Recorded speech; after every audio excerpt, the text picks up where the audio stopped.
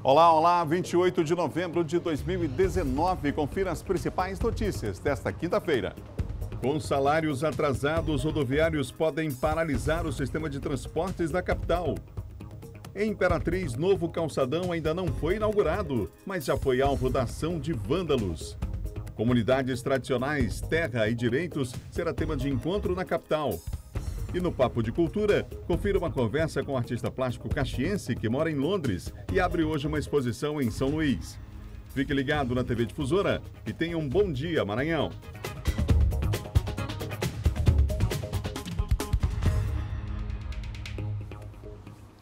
O desejo de toda a nossa equipe é que você tenha um ótimo dia, uma quinta-feira maravilhosa para você e sua família, você que nos acompanha na capital e também no interior do estado. Estamos começando o nosso Bom Dia. Está preparado aí? Muita informação para você nessa manhã, são 7 horas, o dia está só começando, gente.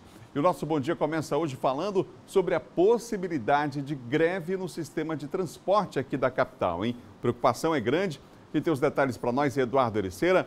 Eduardo, um ótimo dia para você. Ontem foi uma reunião de conciliação do Ministério Público do Trabalho, mas não houve acordo entre trabalhadores e empregados, né? Trabalhadores e os empresários. Pois é, Adalberto, muito bom dia a você, uma ótima quinta-feira a todos, um grande abraço a todos que acompanham o Bom Dia Maranhão. Pois é, uma preocupação muito grande, principalmente aquelas pessoas que necessitam desse serviço essencial que é o transporte público. Pode haver sim a paralisação, a confirmação veio por meio do próprio presidente do sindicato, da categoria do sindicato, dos rodoviários, que confirmou que pode haver essa paralisação, já que não houve um acordo nessa audiência de conciliação, que acabou não havendo conciliação nenhuma entre a categoria, entre os rodoviários. Participaram dessa audiência representantes do sindicato dos rodoviários e também do consórcio Upauaçu, os empresários que compõem aí o consórcio Upauaçu, que atua no transporte público aqui da capital. A principal reivindicação é o não cumprimento, ou seja, o descumprimento da Convenção Coletiva de Trabalho, e aí inclui vários problemas, entre eles salários atrasados até do 13º do ano passado, que ainda não teria sido pago aí para alguns dos rodoviários, também outros problemas que dizem respeito ao não pagamento de ticket de alimentação, que não está sendo disponibilizado, plano de saúde suspenso por falta de pagamento, carteiras de trabalho que não são assinadas, além de férias e a questão do 13º, como eu disse, é uma preocupação muito grande, porque já vai ter que pagar o 13º deste ano. Muitos trabalhadores ainda não receberam nem do ano passado, e aí fica a situação bastante complicada. O presidente do Sindicato dos Rodoviários, Isaías Castelo Branco, ao final da reunião chegou a declarar que achava um absurdo os empresários não ter ido com nenhuma proposta, já que a audiência era justamente de conciliação, os empresários não levaram nenhuma proposta a respeito do assunto. Ele classificou como um absurdo em uma audiência de conciliação. O fato é que não se chegou a nenhum acordo e pode haver paralisação do transporte público aqui na capital, São Luís. A gente volta com você, Adalberto. Obrigado, Eduardo. Claro que a gente fica na torcida para que isso não aconteça, né? Para que haja aí uma posição aí em comum entre trabalhadores e também os empresários, mas fica o alerta mais uma vez. E essa semana, inclusive, nós já tivemos algumas paralisações isoladas aqui na cidade por conta da falta de cumprimento de acordos com algumas empresas. Não foram todas, mas algumas delas. E agora a situação mais grave, porque aí você pensa no sistema de transportes da capital. O Ministério Público está tentando aí um acordo entre as partes, mas nessa reunião de ontem não houve avanço nesse sentido. São 7 horas e mais 3 minutos. O governo federal anunciou uma redução no valor do salário mínimo do ano que vem. A gente falou, inclusive, ontem sobre isso, não é? A justificativa é a redução das estimativas da inflação pelo Índice Nacional de Preços ao Consumidor. Ana recebe um salário mínimo por mês no trabalho como publicitária. Para ela, a redução de R$ 8,00 na previsão do novo valor para o ano que vem faz sim diferença. Quando a gente coloca num plano anual, todo esse aumento, todo ganho que vem a mais é muito bom para a população e faz muita diferença na vida da família brasileira. É que antes, o valor anunciado para o salário mínimo em 2020 era de R$ 1.039. Agora caiu para R$ 1.031. Este economista fez uma avaliação. Concorda que parece pouco, mas não é bem assim. Isso faz uma diferença não só a nível particular, individual, para cada trabalhador, cada pessoa, mas também a nível macroeconômico, né? Em verdade, você terá uma redução da demanda efetiva na economia e, consequentemente, um menor consumo, né, na economia como um todo, a nível Brasil.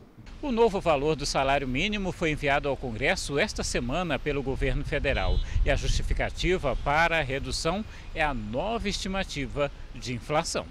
Júlio Bezerra explica ainda o que é levado em conta para se chegar ao percentual de reajuste.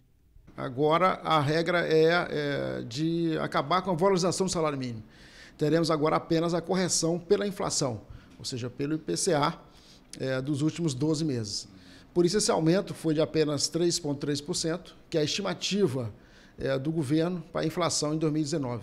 Enquanto isso, resta para a Ana economizar e controlar as contas também no ano que vem, o que ela confessa, nem sempre é possível. A gente tenta estar sempre ali acompanhando para ver também como que a gente consegue ir balanceando de acordo com o que a gente vai ganhando.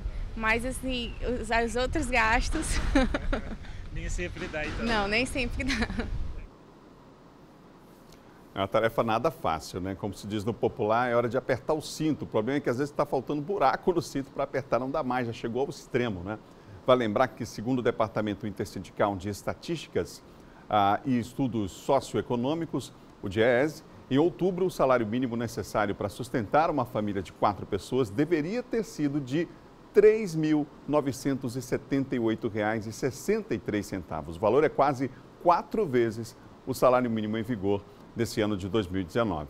O departamento divulga mensalmente uma estimativa de quanto deveria ser o salário mínimo para atender às necessidades básicas do trabalhador e da sua família, como estabelecido na Constituição. Moradia, alimentação, educação, saúde, lazer, vestuário, higiene, transporte e previdência social. Agora nós vamos ver imagens impressionantes da falta de zelo com o patrimônio público. Em Imperatriz, são vários os registros da ação de vândalos pela cidade. Nem mesmo o novo calçadão, que está sendo reformado e ainda nem foi inaugurado, escapou da ação criminosa. Na última semana, um vídeo circulou nas redes sociais mostrando o resultado de um vandalismo praticado por jovens que sujaram de tinta um dos calçadões de Imperatriz.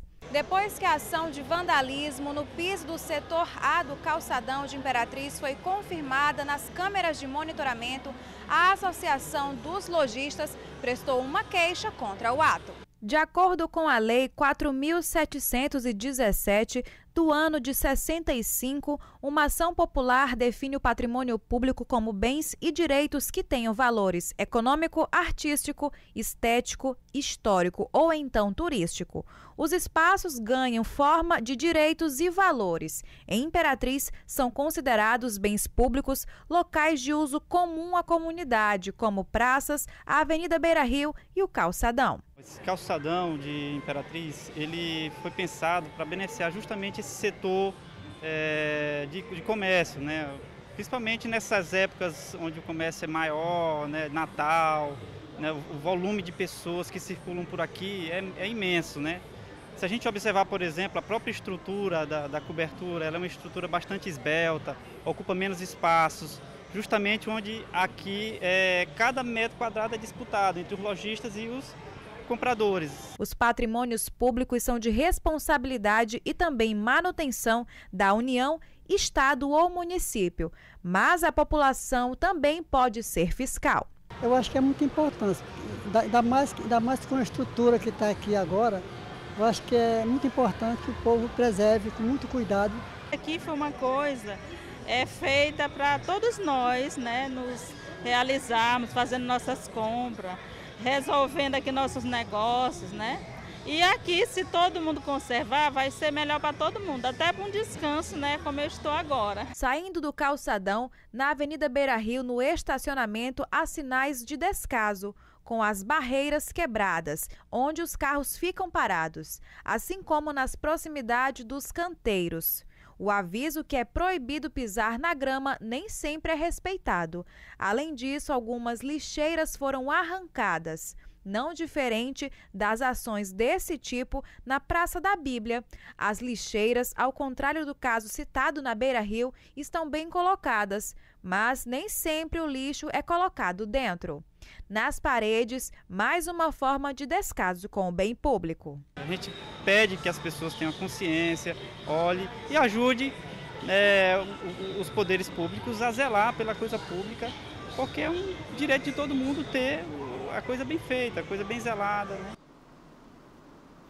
Olha, parabéns à nossa equipe, a Imperatriz, com essa reportagem mostrando imagens impressionantes, mas a gente tem que mostrar e falar mesmo. São vários os pontos da cidade, você viu, não apenas um, né? Viu as imagens aí da reportagem, feitas algumas inclusive de celular. É preciso denunciar essas pessoas, isso é crime, é preciso que fique claro. A cidade pertence a todos nós, portanto, nós precisamos cuidar, zelar pela cidade. É tão bom chegar num lugar limpo, né, tranquilo, arrumado. Então, a gente se sente bem. Né? As pessoas que nos visitam, aqueles que moram na cidade também, porque a cidade não é feita só para quem está visitando, não. Claro que aqueles que moram na cidade também precisam se apropriar disso, né? Então é importante fazer a denúncia, é bom lembrar que é crime, né? E que é absurda uma atitude como essa de zelo em relação ao patrimônio público. Patrimônio público pertence a todos nós. O que se gasta depois para arrumar tudo é dinheiro nosso. A gente precisa ter essa visão de contribuinte que, infelizmente, em nosso país ainda temos essa dificuldade, a falta de uma cultura de entender que o que é público pertence a todos nós. São 7h mais 10. Confira agora o nosso giro de notícias. O Ministério da Educação informou que mais de 1 milhão de alunos estão cadastrados no sistema educacional brasileiro e assim habilitados a baixar a carteirinha estudantil digital, a ID Estudantil. Ao todo, 2.197 instituições de educação básica e 408 de educação superior já cadastraram seus estudantes. O número de alunos registrados chegou a mais de 1 milhão. O cadastro é feito por representantes das instituições. Os estudantes que não fizeram o download e querem verificar seus dados no sistema podem acessar o site do Ministério da Educação. A partir de hoje, os serviços de protesto de títulos serão gratuitos em todo o Brasil. A medida foi decidida pelo Conselho Nacional de Justiça, que determina que os custos do serviço sejam pagos pelos devedores e que o protesto se torne gratuito para o credor. Esse benefício estende-se para títulos de crédito e documentos de dívida com menos de 1 ano de vencidos na data de sua apresentação no cartório de protesto. O plenário da Câmara dos Deputados aprovou nesta quarta-feira projeto de lei que estabelece as condições para clubes de futebol, federações e ligas possam ser sociedades anônimas, com ações negociadas nas bolsas de valores. Com a aprovação da Câmara, o projeto seguirá para avaliação do Senado. A Petrobras reajustou o preço da gasolina em 4% em suas refinarias. Na semana passada, a empresa já havia aumentado o preço do combustível em 2,8%. O aumento vale para o combustível vendido nas refinarias para os distribuidores, ou seja, os postos de gasolina. O valor final que o motorista pagará para abastecer o carro dependerá de cada posto. Não houve reajuste no preço do óleo diesel. Segundo a Agência Nacional do Petróleo, Gás Natural e Biocombustíveis, o preço médio da gasolina cobrado nos postos era de R$ 4,40 por litro na última semana. O valor teve majorações consecutivas nas últimas 3 semanas e acumula uma alta de 0,66% no período. No próximo bloco você vai ver bandidos invadem casa de gerente de banco e fazem família refém em Bacabal. Assunto para Silvan Alves. E mais, comunidades tradicionais, terra e direitos, tema de encontro aqui na capital. A gente volta já, um instante só, são 7h mais 13, não perca a hora, 7h13.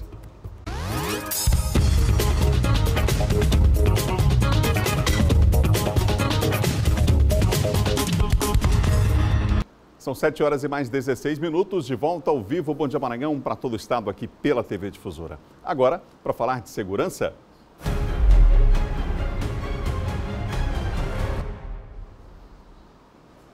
Comigo, Silvan Alves. Silvan, bom dia para você. Bom dia a você, Adalberto. Bom dia a todos. Silvan, tivemos ontem em Bacabal, mais uma vez, aquele crime chamado Sapatinho, né? Um gerente de um banco lá e a família, feitos reféns, enfim. Conta pra gente os detalhes. Bom, Adalberto, isso acontece 1 ano depois daquele assalto, que foi um dos maiores assaltos da história do estado do Maranhão, que foi aquele assalto onde sitiaram a cidade e tal, e que todo mundo acompanhou. Bom, nesse caso aí, a cidade não percebeu o roubo, porque, como você muito bem disse, é aquela modalidade de sapatinho. Por que sapatinho? Porque as pessoas são mantidas no local fechado, né? E geralmente a casa do gerente, o tesoureiro que eles escolheram. Chegaram na terça-feira à noite, à casa do gerente, permaneceram lá até a quarta-feira de manhã, quando uma parte do grupo, o 2, teriam acompanhado o gerente até o centro de distribuição do Banco do Brasil, da cidade de Bacabal, que ali é que concentra o dinheiro para ser distribuído em toda a região, ali do Médio Mearim, lá é a central de abastecimento que faz. Então, é por isso que esse local tem sido alvo constante dessas quadrilhas. E aí eles foram, pegaram o dinheiro, que não se sabe ainda quanto foi, mas foi uma quantia grande de dinheiro que foi levada. E aí a cidade só percebeu isso já por volta de 1h da tarde, que as autoridades também foram tomar conhecimento, isso quando a família do gerente já tinha sido abandonada num povoado lá da zona rural, lá de Bacabal. Aí foi que foram iniciadas as investigações, a polícia está monitorando essas câmeras de segurança do próprio banco, do próprio centro de distribuição, para possibilitar a identificação desses indivíduos e as câmeras também lá das proximidades da casa do gerente, que vão ajudar no esclarecimento, na elucidação desse crime, mas até agora ninguém foi preso. Silvão, outro assunto que você destacou nessa manhã aqui no Bandeira 2 foi a prisão de um agente penitenciário. Onde foi? Lá na Cidade Operária, unidade 101, o Jean Stephenson, ele armado com uma pistola, .40, o que a polícia vai saber agora se essa arma é da carga da Secretaria de Estado da Administração Penitenciária. O Jean Stephenson, ele atentou contra a vida de uma pessoa, o seu Zé Maria. A polícia foi acionada porque alguém ligou para a delegacia e disse que havia uma pessoa efetuando disparos na via pública. A Rotam foi lá, uma guarnição da Rotam foi lá e prendeu o Jean Stephenson. Esse agente, que foi autuado em flagrante por prática de crime de homicídio tentado, ele já respondia a um outro processo anterior na Justiça por crime de tortura. Ele foi absolvido nesse caso do crime de tortura, embora tenha sido denunciado pelo Ministério Público por torturar presos dentro de uma viatura onde ele teria injetado spray de pimenta com os presos dentro do xadrez da viatura. Ele foi autuado em flagrante, já está à disposição da Justiça, conforme o procedimento feito lá pelo delegado da Delegacia Especial da Cidade Operária. Obrigado, Silvão. Até amanhã. Ok, até amanhã. Bom dia a você, Adalberto. Bom dia a todos. Silvão Alves, que apresenta de segunda a sexta, 6 da manhã, o Bandeira 2 aqui na TV Difusora. São 7 horas e mais 19 minutos, 7h19. Acontece hoje, na capital maranhense, o primeiro seminário de controle interno e transparência no combate à corrupção. Quem tem os detalhes é Eduardo Ericeira. Importante esse seminário, hein, Eduardo?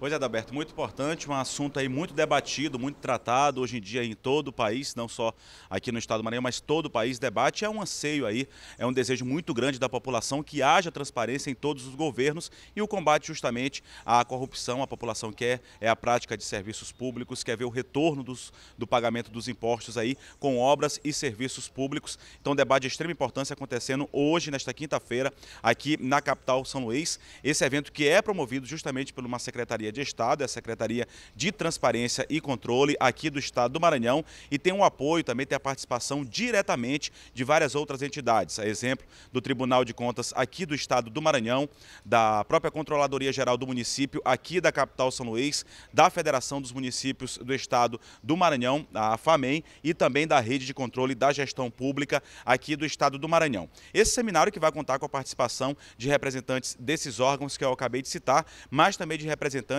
de órgãos da União, a exemplo do Tribunal de Contas da União e da Controladoria Geral da União. Representantes também, estudantes da sociedade, representantes da sociedade civil, não só aqui da capital São Luís, mas de municípios que compõem a região metropolitana também devem participar deste seminário, devem contribuir com a discussão. Representantes aqui da capital São Luís, São José de Ribamar, Passo do Lumiar, Raposa e também das cidades de Bacabeira, Santa Rita e Rosário. O evento tem do início daqui a pouquinho, acontece, como eu disse, na manhã desta quinta-feira, no auditório do Tribunal de Contas do Estado do Maranhão, que fica localizado no bairro do Calhau, aqui na capital São Luís. A gente vai acompanhar e, claro, trazer mais informações ao longo da nossa programação. A gente volta com você, Adalberto. Obrigado, Eduardo. Já outras informações com o Eduardo Ericeira. São 7 horas e 21 minutos. Acontece amanhã aqui em São Luís o encontro Comunidades Tradicionais, Terra e Direitos. O objetivo da atividade é promover uma compreensão crítica acerca da luta pela terra, território e por moradia, desenvolvida por comunidades tradicionais. Sobre o assunto eu converso agora com o defensor público estadual Jean Carlos Nunes Pereira, que é um dos coordenadores, inclusive, desse evento. Professor, um prazer tê-lo aqui, bom dia. Prazer é meu, prazer é todo nosso. Bom, a gente sabe das dificuldades do acesso à justiça no país, mas é claro que para as comunidades tradicionais essa dificuldade é bem maior, não é? Eu queria que o senhor falasse sobre esse aspecto inicialmente, que é uma dívida, inclusive, do Estado brasileiro histórica. Exatamente, Adalberto. Para nós, do Núcleo de Pesquisa e Extensão Novos Caminhos da Universidade Estadual do Maranhão, O acesso à justiça é muito atrelado hoje à perspectiva de acesso ao Poder Judiciário. A gente concorda com essa perspectiva, mas entendendo que o acesso ao Poder Judiciário é uma última instância, uma última via, quando normalmente os direitos já estão violados, é que se busca o Poder Judiciário. A gente aposta na perspectiva de que é possível se efetivar a justiça quando nós promovemos direitos. E os direitos não chegam para todos ao mesmo tempo e nem da mesma forma. Observe que a Constituição Federal de 1988, que é a Constituição mais revolucionária que nós temos no sentido da promoção de direitos, ela previu direitos para todos os trabalhadores, mas para os empregados domésticos os direitos eram diferentes.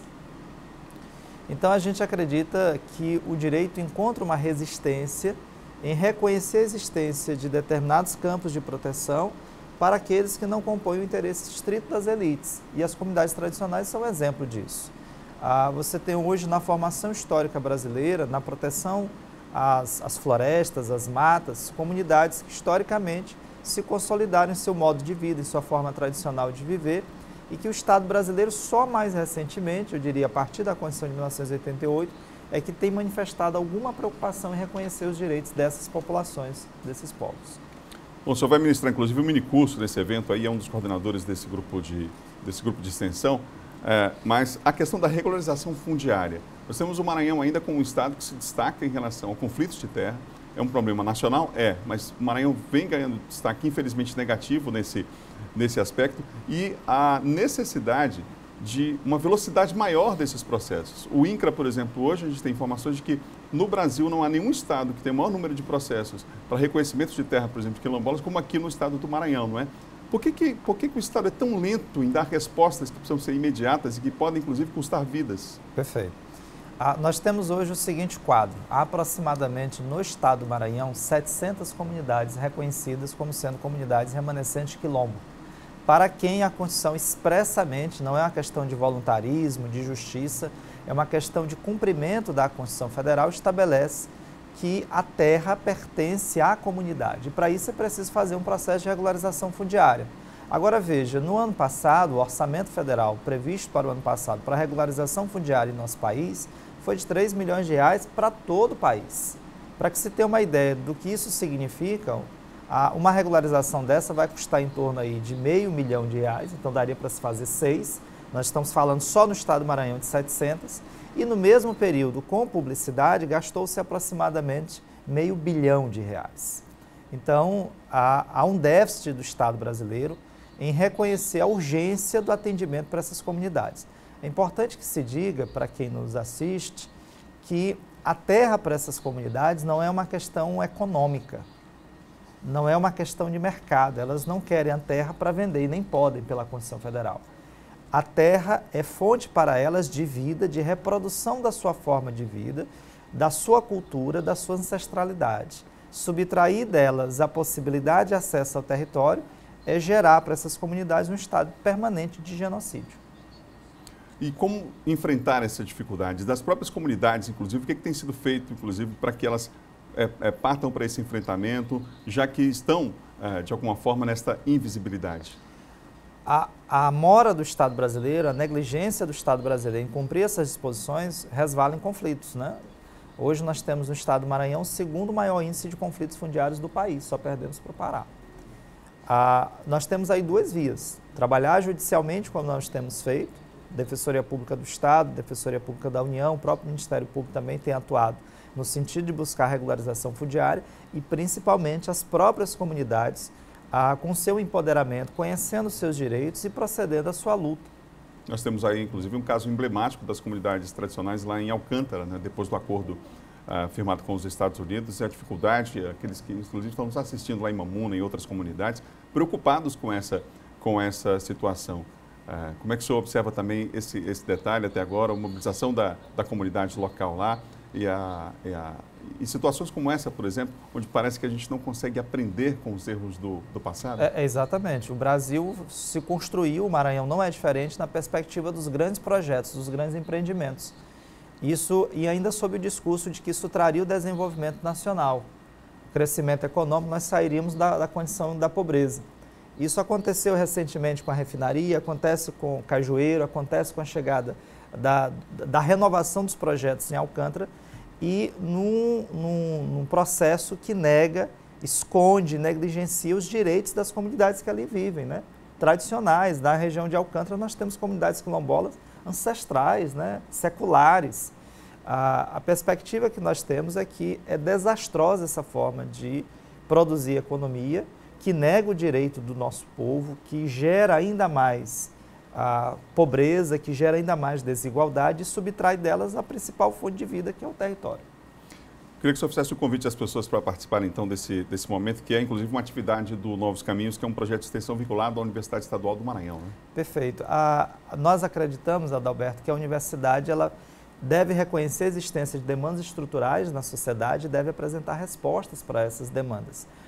O evento de amanhã é um evento que se encaixa nisso que nós acreditamos, na perspectiva que a universidade precisa cumprir seu papel. Então, convidamos a todos. O evento ocorrerá amanhã na Universidade Estadual do Maranhão, envolvendo estudantes, pesquisadores das áreas de História, Direito, Ciências Sociais e Comunicação Social. Estão todos convidados. Qual é o horário local? Às 8 horas no CCSA, no Centro de Ciências Sociais da Universidade Estadual do Maranhão, que amanhã será o endereço das comunidades tradicionais no Estado.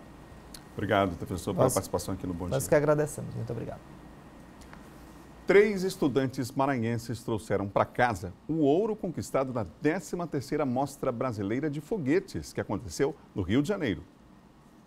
O Armindo integra a equipe de matões. Durante a competição, o grupo construiu um foguete que voou uma distância de 229 metros, o suficiente para alcançar um excelente resultado. Através de vários estudos, que a gente fez pela internet, o nosso professor também nos ajudou muito. A gente chegou no foguete que a gente tinha as aletas de zinco para ter uma melhor aerodinâmica, e a gente usou pasta de documentos para usar no bico, para ele cortar o ar. A capital São Luís foi muito bem representada. O Adrian e os demais colegas de equipe também conseguiram um bom desempenho durante as provas. Era muito trabalho ali, todo dia que a gente poderia fazer qualquer outra coisa, a gente estava se empenhando, testando o foguete, lançando, vendo o que precisava melhorar e o que não, o que a gente tinha que trocar. Era base, foguete, reação, várias coisas que englobam vários conhecimentos que a gente teve que ir aprimorando aos poucos, com a experimentação, que é da iniciação científica, que é muito requisitado nessa competição de foguete. Os 12 estudantes do Instituto Estadual do Maranhão foram recebidos pelo governador Flávio Dino. Além de ser destaque em Olimpíadas de Matemática e disputas na área de robótica, o Maranhão agora também tem o que comemorar no que se refere a competições de lançamento de foguetes. Que a gente está plantando essa semente. A gente está plantando a semente com conhecimento profundo, com pesquisa científica, com extensão, que muita gente só teve acesso no ensino superior, aqueles que tiveram. Aqui na rede pública estadual nós já temos desde o ensino médio, disciplinas eletivas, produção de artigos, produção de ciência, como os meninos estão produzindo. E aqui a gente está plantando a semente justamente para termos cientistas e grandes destaques do Maranhão no futuro. A competição, que aconteceu no estado do Rio de Janeiro, contou com 50 equipes do Brasil inteiro. O Maranhão foi representado por 4. 3 delas levaram medalha de ouro e a outra recebeu medalha de prata. O reconhecimento é um incentivo para que esses estudantes não percam o gosto pela pesquisa e, quem sabe, no futuro, se tornem grandes cientistas. Nós dobramos o número de bolsas de pesquisa no momento em que há forte retração em todo o país de investimentos em pesquisa, em pós-graduação e educação de modo geral. Nos últimos anos, contrariando esses retrocessos que infelizmente o país atravessa, nós tivemos uma ampliação de oportunidades de acesso mediante as atividades da FAPEMA e a implantação dessa inédita rede de educação científica e tecnológica representada pelos IEMAS. No próximo bloco tem John Coutrin falando de política aqui no Bom Dia Maranhão.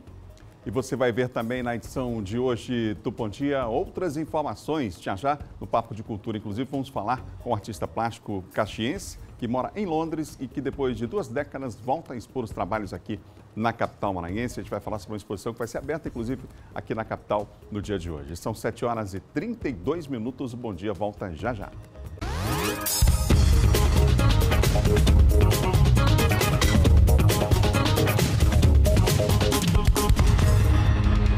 São 7h35, de volta ao Bom Dia Maranhão ao vivo para todo o estado. Está na hora de conferir a previsão do tempo para hoje, quinta-feira, hein? A gente começa com 3 cidades. Na capital maranhense hoje, São Luís, céu parcialmente nublado com predomínio de bom tempo, mínima de 25, máxima de 30 graus. Em Imperatriz, céu parcialmente nublado com possibilidade de chuva isolada, mínima de 24, máxima de 35 graus. Em Caxias, a mínima será 22, a máxima 34. E por lá, tempo parcialmente nublado com possibilidade de chuva leve em Caxias, hein? Mais 3 cidades no nosso mapa, parceria com o Labinete Laboratório de Meteorologia da Universidade Estadual do Maranhão. Vamos lá, mais 3. Agora Pinheiro, hoje céu parcialmente nublado com predomínio de tempo bom em Pinheiro, hein? 23 a mínima, 33 a máxima. Em Codó, hoje céu parcialmente nublado, possibilidade de chuvisco em Codó. Temperatura continua elevada, a mínima 23, a máxima 34 graus. Vamos para outra região do estado agora para falar de Carolina. Por lá, céu nublado a parcialmente nublado, com possibilidade de pancadas de chuva em Carolina, hein? Por lá, a mínima é 24, a máxima 32 graus. É o NUGEL, Núcleo Geoambiental da Universidade Estadual do Maranhão, parceiro aqui do Sistema Difusora de Comunicação, que traz as informações. Você pode entrar na página também do Labinete Laboratório de Meteorologia da UEMA e ter acesso, então, a essas informações que a gente divulga também aqui no Bom Dia. São 7h37, agora é hora de falar de política.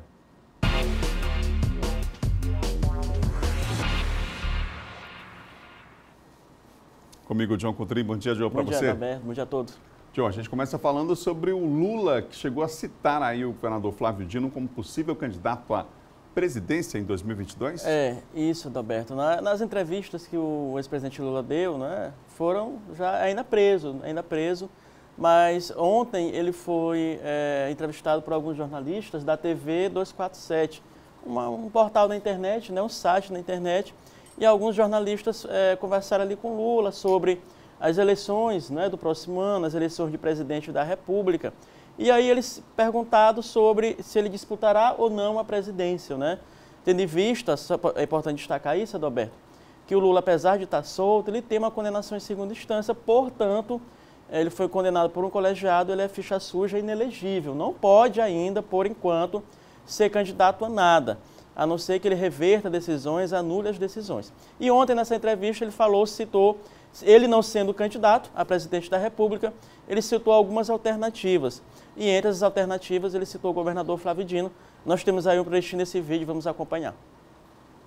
Talvez possa ter pretensão, nós temos o Flávio Dino, que é uma pessoa que tem tido um papel importante. Mesmo fora do PT, você tem o Ciro Gomes mesmo xingando o PT toda hora e o Lula, sabe, é um cara que você de vez em quando precisa levar em conta e conversar, você tem outras pessoas. Agora, o Haddad é um candidato em potencial.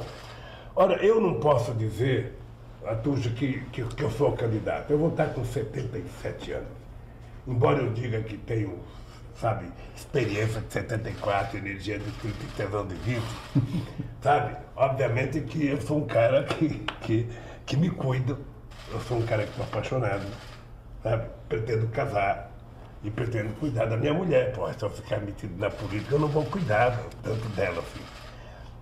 Mas eu também não vou descartar, porque, olha, na hora que o cavalo passar encilhado, sabe? Quem estiver melhor preparado para subir no cavalo, que suba. Então aí, Adalberto, ele deixa bem claro, né? A gente sabe o seguinte, a prioridade do PT, ele já falou isso antes em outras entrevistas, a prioridade do PT é ter candidatura própria, independente do Lula ou do Haddad. O plano A é o Lula, o plano B é o Fernando Haddad. O Flávio, somente numa última hipótese, seria o candidato aí do PT, né? Apoiado pelo PT. Até porque o PT tem um projeto muito individualista, né? O PT é somente ele mesmo. O próprio Lula falou recentemente que o PT terá candidatura própria na maioria dos municípios maranhenses nas eleições do próximo ano e candidatura a presidente. E o PT não é partido de apoiar ninguém. Quem quiser apoiar o PT, que apoie, mas ele disse que polarizará mesmo. Então, portanto, as chances do Flávio aí ser apoiado pelo PT é somente no caso do Lula não disputar, né, a presidência da República, do Haddad não disputar a presidência da República. Aí ele seria esta possibilidade, ainda brigando também com o governador, né, da Bahia, o Rui Costa, que também é do PT. Ele esqueceu de citar o ex-presidente Lula. E o Ciro também, apesar do Ciro ter praticamente rompido com Lula, ele também colocou o nome do Ciro aí para fazer afago também ao PDT e citou o Flávio para fazer afago ao PCdoB. O certo é que o Flávio aí, né, pode sim ser candidato a presidente da República, tem o PCdoB e quem sabe até ter o apoio do outro partido. Mas, por enquanto, aí o PT tem candidatura própria, tem projeto de candidatura própria. Ô John, há quantas anda aí o processo relacionado ao novo partido, Nova Aliança, aquela informação que você deu aqui para a gente sobre a definição quanto à coleta de assinaturas eletrônicas foi adiada pela Justiça Eleitoral, não é? Foi adiada, Adalberto. Eles aguardam essa avaliação ainda em relação à coleta, se vai ser por assinatura digital, né, assinatura eletrônica, se caberá, portanto, esse certificado digital. Então, há uma expectativa toda em torno do Aliança pelo Brasil, não é, dessas assinaturas, dessa coleta, e tempo que falta ainda, né, pouco tempo, algo em torno de até abril, porque até somente 6 meses antes da eleição. Mas o certo é, Adalberto, que independente disso, aqui no Maranhão, por exemplo, tem partidários, né, do Jair Bolsonaro já coletando assinaturas. Criaram grupos de WhatsApp, criaram grupos no Facebook, ou seja, estão se organizando não só em São Luís, mas por todo o interior. Assim que for dar, por exemplo, o pontapé inicial, ele já tem toda uma estrutura montada. Então, os aliados, não vai ser difícil a coleta das assinaturas digitais.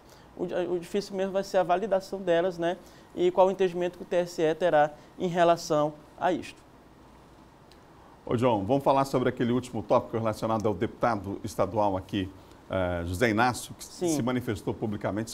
Qual foi o tema que foi tratado, John? Olha só, o que acontece. A gente deu aqui na segunda-feira, Adalberto, que a Folha de São Paulo, né, fez uma matéria, uma avaliação das possibilidades aí de alianças do PT em não tendo candidaturas próprias. Aí citou, por exemplo, Rio Grande do Sul, que o PT pode apoiar a Manuela Dávila, que é do PCdoB, o Marcelo Freixo, lá no Rio de Janeiro, né? E também citou Maranhão, no caso São Luís. Em São Luís, por quê? Porque o PCdoB terá o Rubens Pereira Júnior, grande chance de ser o Rubens Pereira Júnior, porque tem o Duarte também, mas a possibilidade que a Folha pontuou foi do Rubens Pereira ter o apoio do PT.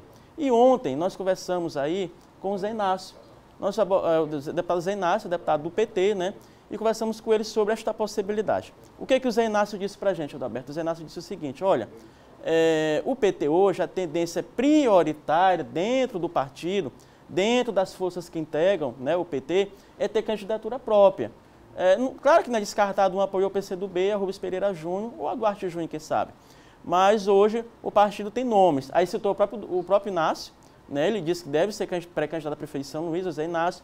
Tem o Honorato Fernandes, que é o vereador de São Luís, presidente do diretório municipal.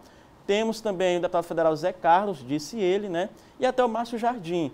Então, o PT, neste momento, o Zé Inácio disse que sim, trabalhará por candidatura própria, até por conta de uma diretriz aí da direção nacional. Mas no segundo turno ele disse, se o PT for para o segundo turno, o PCdoB apoia e vice-versa, nada impede de estarem juntos no segundo turno. Obrigado, John. Até amanhã. Até amanhã, Dalberto. Nosso colunista de política aqui do Bom Dia, John Coutrin. Versos, quadras e cestilhas, folhetos, editores e tipografias conduziram uma palestra sobre literatura de cordel e cordelistas maranhenses. Essa palestra aconteceu aqui na capital. Gorete era agente de limpeza, mas sempre foi apaixonada pelo mundo artístico. Atualmente, a escritora tem 4 livros escritos, artista plástica, mas o grande amor da vida é o cordel. A literatura de cordel, ela chega além de onde você imagina. Ela, principalmente para a alfabetização, ela chega de uma forma de interpretação, uma pessoa que sabe ler, uma que não sabe, e que quando lê, aquele que não sabe ler, mas ele ouve e interpreta. Então, a literatura de cordel, ainda assim, é um dos instrumentos para a alfabetização, para aquelas pessoas que querem conhecer histórias dos antepassados. O cordel já proporcionou a ela títulos importantes, como o Troféu Gonzagão, que é dado a pessoas que têm destaque na área da cultura. Um aprendizado que ela faz questão de repassar às pessoas. Você ocupa sua mente, porque lá fora oferece drogas. E na biblioteca, a gente lendo cordel, a gente pesquisando, a gente está com a mente ocupada. Então, isso é importante. Para estimular a literatura de cordel no Maranhão, o IFAM realizou um encontro na sede do órgão, na capital São Luís, para debater essa tão importante manifestação cultural, muito rica principalmente na região nordeste do país. A ideia a partir desses debates e apresentações é criar um grupo de salvaguarda que possa manter viva a literatura de cordel no estado. Aqui já é um início, né, que o IPHAN ele desenvolve, já é um ponto de partida, porque a salvaguarda ela é um processo longo, né, um processo a longo prazo, né, médio a longo prazo, principalmente a longo prazo, e é um início que a gente está fazendo aqui, é um primeiro momento. O cordel foi registrado ano passado, no ano de 2018, então a partir de agora o IPHAN ele tem essa missão justamente de, junto com os cordelistas, elaborar essas ações para que a gente possa identificar essas demandas e fragilidades com o intuito de preservar e promover o bem, né, no estado. O cordel é patrimônio imaterial brasileiro. O título foi conquistado em setembro de 2018. Motivo de muita comemoração para quem trabalha com esse ramo da literatura, como é o caso de Dona Raimunda. Poder viajar de ônibus, de navio ou de avião, sem ter medo de sequestros, assaltos ou agressões. Os primeiros cordéis vieram ainda aos 7 anos de idade. Hoje, aos 61 anos, são milhares de textos no currículo. Foi uma das pioneiras no Maranhão. Ela reforça a transformação cultural e social que o cordel permite na vida das pessoas. Faço cordel conforme o que está acontecendo na cidade. As pessoas me falam, vai ter um evento sobre feminicídio. Aí eu pego e faço um cordel não ao feminicídio. O pessoal deixou um pouco de lado nos anos 80, mas de lá para cá vem sendo reforçado. E nesses 2 últimos anos ainda mais, porque agora o cordel já é patrimônio nacional. Maravilha, o cordel é uma riqueza, não é? São 7 horas e 47 minutos, é hora do nosso Papo de Cultura.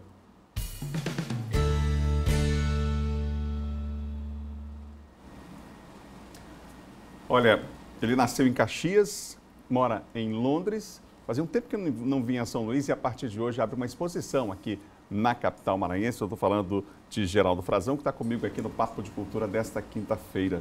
O artista plástico está aqui na capital maranhense e hoje lança, portanto, esse trabalho, mostrando essa exposição, lançando o seu trabalho. Obrigado, Geraldo, pela presença aqui no Bom Dia. Viu? Muito obrigado a você também de dar essa oportunidade de estar aqui conversando sobre o meu trabalho. Bom, esse trabalho surgiu de uma parceria, inclusive, com 2 poetas maranhenses, né? A gente, inclusive, aqui no Bom Dia falou sobre o lançamento do livro do William Murim e também da Rosiana. A Rosiana Murim, ela é carioca e o William é daqui. Ela trabalhou com Clarice Lispector, uma escritora brasileira muito interessante. Quando eles me ligaram, o William me ligou e falou da Rosiana e falou dos poemas e eu aceitei assim de imediato. Que legal, que maravilha. A gente tem inclusive algumas imagens aqui desse trabalho seu, parte dele, claro. Foram 18 obras que ilustraram o livro, né? E elas estarão hoje nessa exposição também. Vão estar hoje na exposição e tem 4 trabalhos meus da minha produção atual, da minha pintura mesmo, que eu queria que viesse comigo para ter uma referência para o público, para eles fazerem uma leitura mais ou menos de onde vêm as ideias da mix media, que é a técnica que eu trabalho, para expressar as minhas ideias do livro. E de onde vem? Como é que teve o teu contato com essa técnica e o teu trabalho, como é que você se define? Estudei no Chelsea College, uma universidade maravilhosa que tem lá de artes visuais, não só de pintura. Estudei no St. Martins também, que foi um curso específico de mix media, 1 ano. Era um curso teórico e prático, que você estudava a técnica da mix media e estudava os filósofos pela qual você usa a fotografia para entender a função da fotografia na pintura, como pintura, não como só fotografia. A gente vê que é um trabalho único, assim, tem uma identidade, tem uma característica, inclusive, que os une, né? Tem o gato, não é isso? O tempo inteiro ele está ali de alguma forma fazendo e como é um livro direcionado para criança e adulto, eu não tive a preocupação do domínio da técnica na hora de fazer, mas sim uma preocupação com a composição visual, que essa composição é que se comunica com o espectador. Geraldo, é difícil às vezes traduzir em palavras o que se faz e a arte é muito também, não só de quem faz, mas de quem a percebe. Sim. Mas como é que você poderia definir o que te move a fazer arte? A sociedade, né, a minha vida, sim, eu sou uma pessoa que estou conectado com tudo que acontece no mundo. Então, a minha pintura tem uma influência política, social, econômica e cultural do momento o que está acontecendo no globo, no mundo. Eu estou sempre pesquisando o que está acontecendo e a arte também ela é puro sentimento. Então, meus sentimentos, o artista tem a função de traduzir a vida, na verdade. É uma leitura É uma leitura... diferenciada, digamos assim. É própria, subjetiva, né? também. Subjetiva. É sentimental, é sobre os seus sentimentos, sobre a subjetividade da vida. É uma analogia do que se passa comigo, na verdade. Morando em Londres há tanto tempo, mas eu imagino que, claro, tendo informações aqui do Brasil, como é que você observa hoje essa dificuldade de se fazer arte, né? Inclusive até com muitas críticas feitas até a possibilidade da volta de uma censura aos artistas. Tivemos aqui episódios lamentáveis, inclusive nesse ano de 2019. Eu acho que a sociedade brasileira entrou em pânico e, como artista, a gente não precisa ser tão direto, tão radical, mas usar meios de fazer um protesto, mas um protesto artístico e um protesto de paz também, que todos nos demos as mãos e vamos lá e a gente vai conseguir. Eu acredito muito na paz, não na guerra. Eu acho que a gente, no momento, está atravessando uma guerra muito estranha, uma guerra psicológica, na verdade. E que quando eu olhava toda essa confusão aqui no meu país, eu ficava muito triste com isso. Eu falei, então eu vou levar o meu trabalho, que o meu trabalho fala dessa crise global. Não é só o Brasil. O mundo está passando uma fase muito difícil, na verdade. É verdade. E aí, uma das formas de protestar, inclusive, quer dizer, uma forma de resistência é fazer arte, né? O próprio trabalho já é uma resistência. Né? Eu acho interessante você fazer um protesto com metáforas, porque a arte sempre lida com a linguagem da metáfora, a poesia. A gente fala coisas que você precisa parar em frente da obra, interpretar, ter uma relação com a obra. E daí você se transforma a partir do momento que você vai na galeria, vê um trabalho, vê uma escultura, vê uma pintura.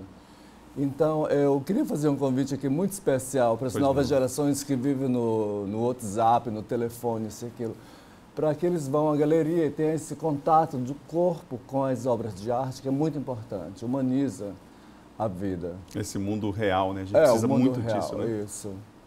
Bom, eu queria que você fizesse um convite também para as pessoas, dizendo o local, o horário da exposição, convidar os nossos telespectadores. Vai ser hoje, às 19 horas, na Galeria do Sesc, do Calhau. E eu estou aguardando vocês lá. A minha pintura não existe sem um público. Ela precisa de vocês e eu aguardo vocês. Muito obrigado. O que você diria àqueles que estão nos assistindo agora, no sentido de, inclusive, você saiu do Brasil, mora hoje na Inglaterra, faz a sua arte, vive dela, e das pessoas que às vezes têm dificuldade de acreditar, né, no seu potencial, no seu sonho, em realizar. A gente sabe que é difícil, né? Não é fácil, né? Mas a vida na Europa é de trabalho, eu trabalho muito lá. As pessoas têm a ilusão que a Europa é um paraíso, não é. Você tem que trabalhar muito. Então, o que eu acho que os novos artistas precisam fazer é ter uma qualificação, se preparar, ir à universidade, estudar. E a sabedoria é tudo para mim. Eu não seria... A minha pintura não existiria se eu não estudasse, se eu não fosse ali na universidade fazer um curso, se eu não procurasse o saber, na verdade, me qualificar. Eu me preparei para isso. Eu acho que todo artista precisa se preparar, o músico, o poeta, o pintor. A educação é muito importante. Obrigado, Geraldo Frazão. Boa sorte. A gente, hoje, então, enquanto está marcado das pessoas, já o convite foi feito aqui, Galeria do Sesc, no Calhau, hoje à noite, exposição Gatos. Obrigado mais uma vez pela entrevista. Obrigado a você. Olha, vai ser aberto hoje um dos maiores festivais independentes do país, é o BR 135. O Eduardo Oliceira tem mais informações para nós, está inclusive no local onde vai acontecer o evento, não é, Eduardo? Oitava edição do Festival BR 135, a nossa equipe está exatamente na Praça Maré Aragão, um dos principais pontos da festa, bem próximo aqui ao palco, onde toda a estrutura já foi montada, de som, de luz. Nessa edição do Festival BR 135 vai ter shows, painel de sonoridades nos palcos, atividades formativas, rodada de negócios e mercado de arte e gastronomia. O evento vai acontecer aqui na Praça Maré Aragão, mas foi descentralizado, vai acontecer em outros pontos também, a exemplo aí da Praça Gonçalves Dias, também do Casarão Tec na Praia Grande e do Gran Hotel São Luís na Praça Dom Pedro II. Comandada pela dupla Criolina, formada por Ale Muniz e Luciana Simões. A festa terá várias atrações musicais de várias partes do Brasil. A programação terá início hoje, nesta quinta-feira, aqui na Praça Maria Aragão. A largada será dada às 18h30 com o tambor de crioula de mestre Leonardo, aqui do estado do Maranhão, seguido Divina. Convida Cláudio Lima, do Maranhão, e Romero Ferro, de Pernambuco. A Josiara, que vem do estado da Bahia, DJ Dolores, de Pernambuco, Edgar, de São Paulo e Xenia França, da Bahia. A gente lembra, como eu disse, que a programação também acontece em outros pontos, aqui tendo início com os shows no palco a partir das 18h30 desta quinta-feira, mas a programação já terá início a partir das 17 horas, portanto, às 5 horas da tarde, com música eletrônica na Praça Gonçalves Dias. E, como eu disse, vai ter evento também no Casarão Tech e no Gran São Luís Hotel, um evento grandioso, um dos principais eventos aí independentes da música e também de outras artes, que é o Festival BR 135. A programação tendo início nesta quinta-feira, segue nos próximos 2 dias, também na sexta e no sábado. A gente volta no estúdio com você, Adalberto, desejando uma ótima quinta-feira a todos.